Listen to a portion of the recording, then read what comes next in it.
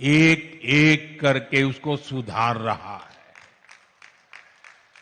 मोदी कहता है, कांग्रेस वाले नॉर्थ ईस्ट जाए या न जाए, मुझे तो नॉर्थ ईस्ट और असम आते ही अपने लोगों के बीच होने का एहसास होता है।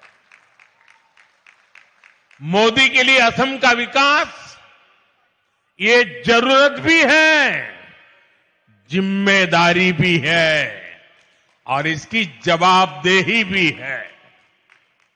और इसलिए साथियों, बीते 11 वर्षों में असम और नॉर्थ ईस्ट के लिए लाखों करोड़ रुपयों की विकास परियोजनाएं शुरू हुई है।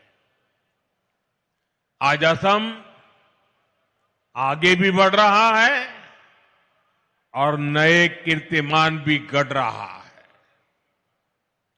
मुझे जानकर अच्छा लगा कि असम भारतीय न्याय संहिता लागू करने में देश में नंबर 1 राज्य बना है। असम ने 50 लाख से ज्यादा स्मार्ट प्रीपेड मीटर लगाकर भी एक नया रिकॉर्ड बनाया है। कांग्रेस के समय में असम में बिना पर्ची, बिना खर्ची के सरकारी नौकरी मिलना असंभव था, लेकिन आज यहां हजारों युवाओं को बिना पर्ची, बिना खर्ची नौकरी मिल रही है। भाजपा की सरकार में असम की संस्कृति को हर मंच पर बढ़ावा दिया जा रहा है। मैं भूल नहीं सकता जब पिछले साल 13 अप्रैल को गुवाहाटी स्टेडियम में 11,000 से ज्यादा कलाकारों ने एक साथ बिहू नृत्य किया था। इस घटना को गिनीज वर्ल्ड रिकॉर्ड में दर्ज किया गया है। ऐसे ही नए रिकॉर्ड बनाते हुए असम तेजी से आगे बढ़ रहा है। साथियों, अब इस नई टर्मिनल बिल्डिंग से गुवाहाटी और असम की क्षमता और ज्यादा बढ़ जाएगी। इस टर्मिनल पर हर साल करीब 1.25 करोड़ से ज्यादा यात्री सफर कर सकेंगे। यानी बड़ी संख्या में पर्यटक भी असम आ सकेंगे। श्रद्धालुओं के लिए मां कामाख्या के दर्शन की सुविधा भी आसान हो जाएगी। इस नए एयरपोर्ट टर्मिनल में कदम रखते ही ये साफ दिखता है, विकास भी और विरासत भी, ये मंत्र के मायने क्या है। इस एयरपोर्ट को असम की प्रकृति और संस्कृति को ध्यान में रखकर गढ़ा गया है।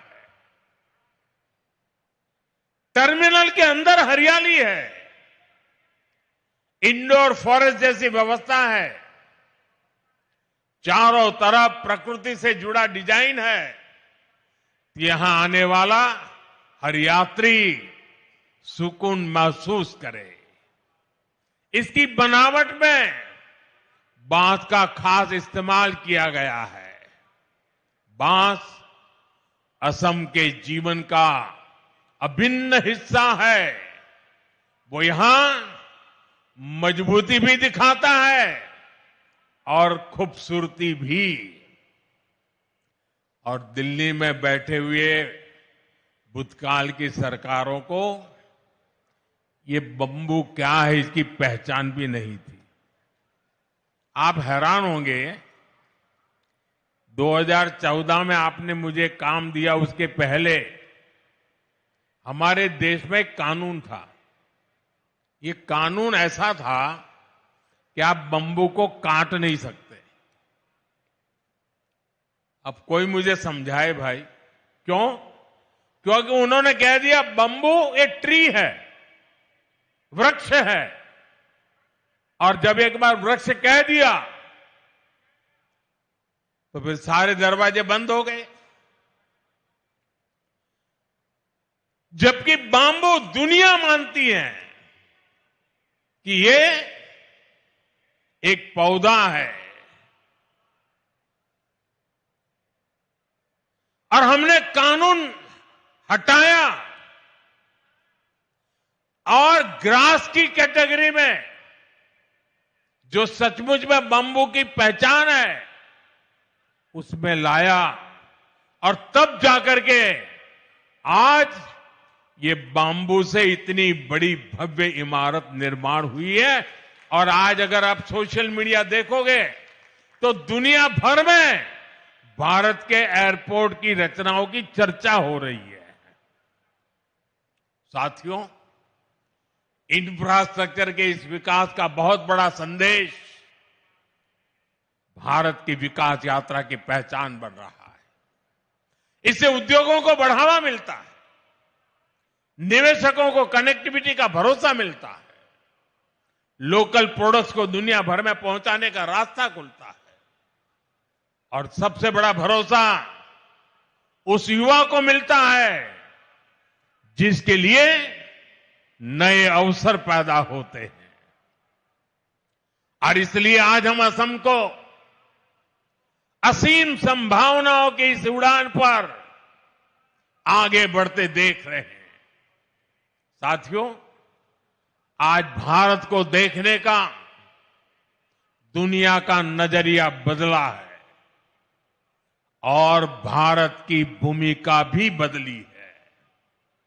भारत अब दुनिया की तीसरी सबसे बड़ी अर्थव्यवस्था बनने जा रहा है। 11 साल के भीतर भीतर ये कैसे हुआ? साथियों, इसमें बहुत बड़ी भूमिका आधुनिक इंफ्रास्ट्रक्चर के विकास की है। भारत 2047 की तैयारी कर रहा है। विकसित भारत के संकल्प को सिद्ध करने के लिए हम इंफ्रास्ट्रक्चर पर फोकस कर रहे हैं। और सबसे अहम बात यह है कि विकास के इस महान अभियान में देश के हर राज्य के हर क्षेत्र की भागीदारी है। हम पिछड़ों को प्राथमिकता दे रहे हैं। देश का हर राज्य एक साथ प्रगति करे और विकसित भारत के मिशन में अपना योगदान दे। हमारी सरकार इस दिशा में काम कर रही है और मुझे खुशी है कि आज असम और पूर्वोत्तर हमारे इस मिशन का नेतृत्व कर रहे हैं। हमने एक्ट ईस्ट पॉलिसी के जरिए पूर्वोत्तर को प्राथमिकता दी और आज हम असम को भारत के ईस्टर्न गेटवे के रूप में उभरता देख रहे हैं। असम भारत को आसियान देशों से जोड़ने के लिए ब्रिज की भूमिका निभा रहा है। ये शुरुआत अभी बहुत आगे तक जाएगी और असम कई क्षेत्रों में विकसित भारत का इंजन बनेगा। साथियों, आज असम और पूरा नॉर्थ ईस्ट भारत के विकास का नया प्रवेश द्वार बन रहा है। मल्टी मॉडल कनेक्टिविटी के संकल्प ने इस क्षेत्र की दिशा और इसकी दशा दोनों बदली है। असम में नए पुल बनाने की रफ्तार, नए मोबाइल टावर लगाने की स्पीड, विकास के हर काम की गति सपनों को हकीकत में बदल रही है। ब्रह्मपुत्र पर बने पुलों ने असम की कनेक्टिविटी को नई मजबूती और नया आत्मविश्वास दिया है। आजादी के बाद के 6-7 दशक में यहां केवल 3 बड़े पुल बन पाए थे, लेकिन पिछले 1 दशक में 4 नए मेगा ब्रिज पूरे किए गए हैं। इनके अलावा कई ऐतिहासिक परियोजनाएं आकार ले रही है।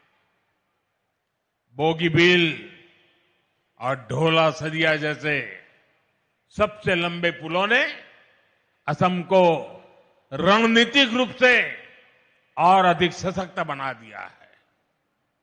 रेलवे कनेक्टिविटी में भी एक क्रांतिकारी बदलाव आया है। बोगीबिल ब्रिज के शुरू